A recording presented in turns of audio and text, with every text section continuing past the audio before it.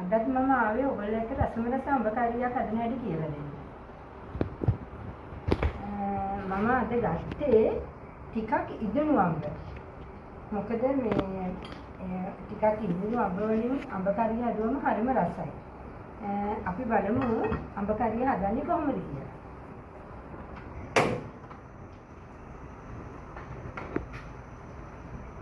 ඉස්සල්ලාම පොල් තෙල් ස්වල්පයක් දාගන්නවා.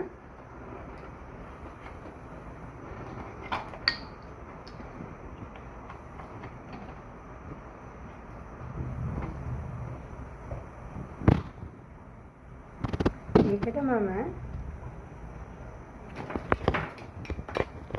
මම අබ ස්වල්පයකුත් දාගන්නවා. අබ තේ හැඳි කාලක් වගේ හොඳට මේක තෙලෙන් අබ ඇට ටික හොඳට පුපුරගෙන ඉද්දී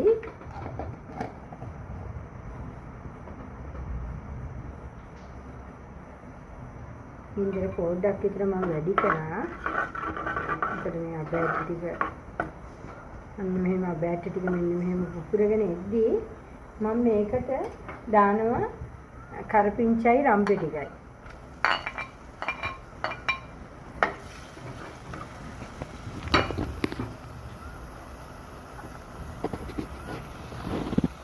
කරපිංචයි රම්පෙ ටිකයි. ඊට පස්සේ මම මේකට දානවා සුදු ලුණු ටිකයි පුංචි ඉඟුරු කෑල්ලක් මම තලා ගත්තා ඒකයි. ඊට පස්සේ ලුණු ටිකක් මම ඒකට දාගන්නවා ලුණු බොම්බයි ලුණු ටිකක්. කතා උමිරිස් ටිකකුත් මම ඒකට එකතු කරගන්නවා. මේක දැන් හොඳට රන්ලන් සෑය වෙනකන් මේක පොඩ්ඩක් තෙලේ බැද ගන්න ඕනේ. ඒ අතරතුර මම මේකට දානවා බැදපු පහේ කුඩු තේ හැඳි දෙකක්.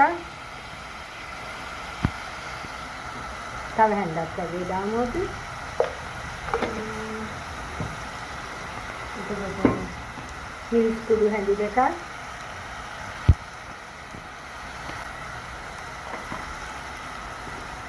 කහ ස්වල්පයක්.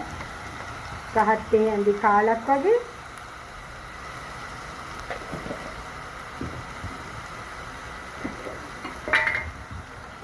උළුහාල් පොඩ්ඩක් දාගන්නවා.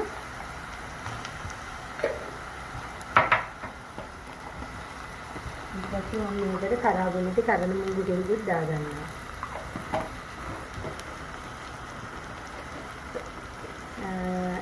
එතකොට කුරුළු කෑල්ලකුත් දාන්න ඕනේ මේකට.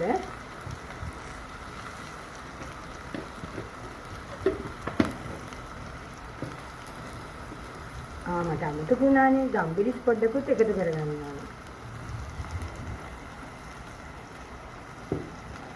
හරි දැන් මේක අපි චුට්ටක් ගින්දර අඩු කරලා මේ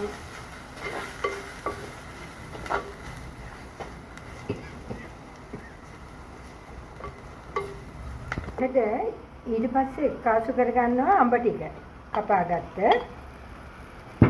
අඹ ටික එකතු කරලා හොඳට මේක කලවම් කරගෙන අපි මේකට දාගන්නවා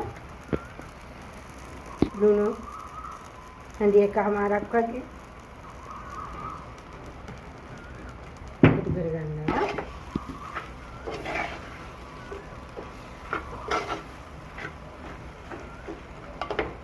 ඊට පස්සේ මේකට මේ සීනි හැඳි 3ක් වගේත් මම එකපාරම දාගන්නවා.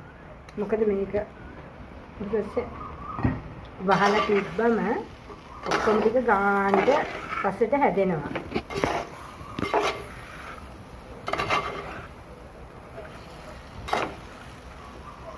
දැන් මම මේකට වතුර කෝප්පයක් එකතු කරගත්තා.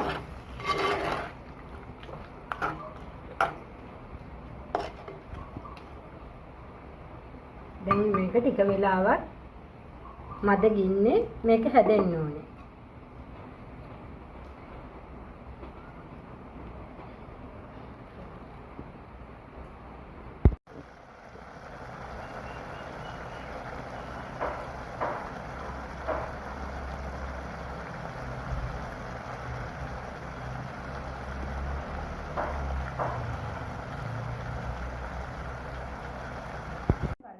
ඒක කොහොමද කියලා.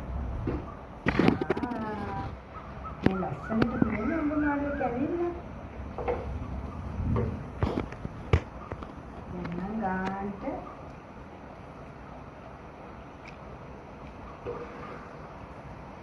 බලන්නකො දැන් අපි ඉස්සරහ මේ ලිප ඔෆ් කරගමු.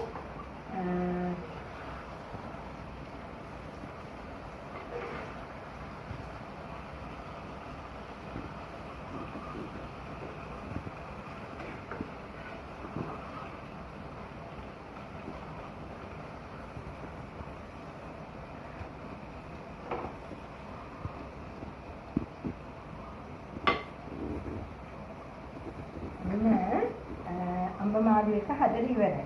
දැන් කන්න තමයි තියෙන්නේ. ආසී දෙනව නේද? කාලා බලන්න. මේ බලන්නකො ලස්සන අඹ කරිය. හරි. ආයෙත් මේ වගේ රසවත් කෑමක් අරගෙන මම එන්නම් ඔයගොල්ලෝ එක්ක ඒක බෙදාගන්න. එහෙනම් අදට මම යනවා.